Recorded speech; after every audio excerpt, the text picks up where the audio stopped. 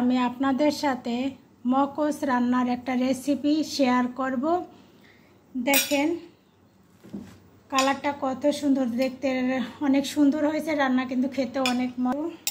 ভাত দিয়ে নেব।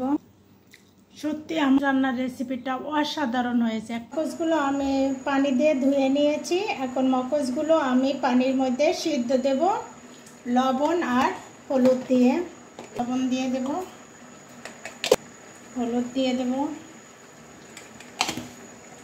আমি এখন মকসটা দিয়ে দেব। আমি এখন মকসগুলো সেঁকে নেব।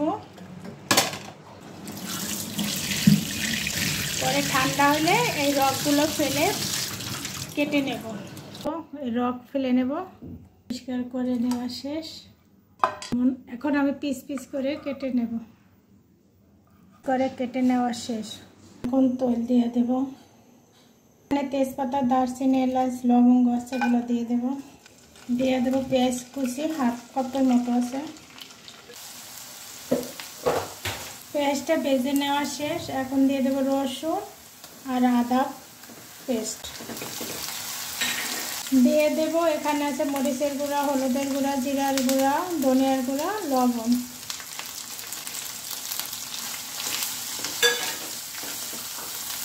একটু পানি দিয়ে দেবো, নাহলে মশলাটা পুড়ে যাবে।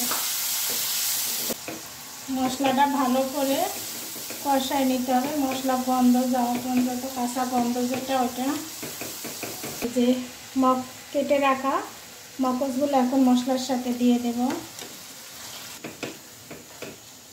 আমি এখন গরম পানি দিয়ে দেব, ঠান্ডা পানি দেবেন না। যে কোনো তরকারিতে গরম পানি ইউজ করার চেষ্টা করবেন।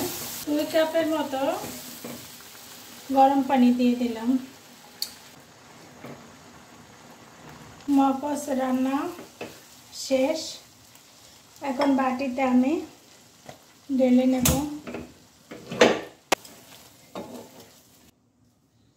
মকস রান্নার রেসিপিটা কেমন হয়েছে কমেন্ট করে জানাবেন।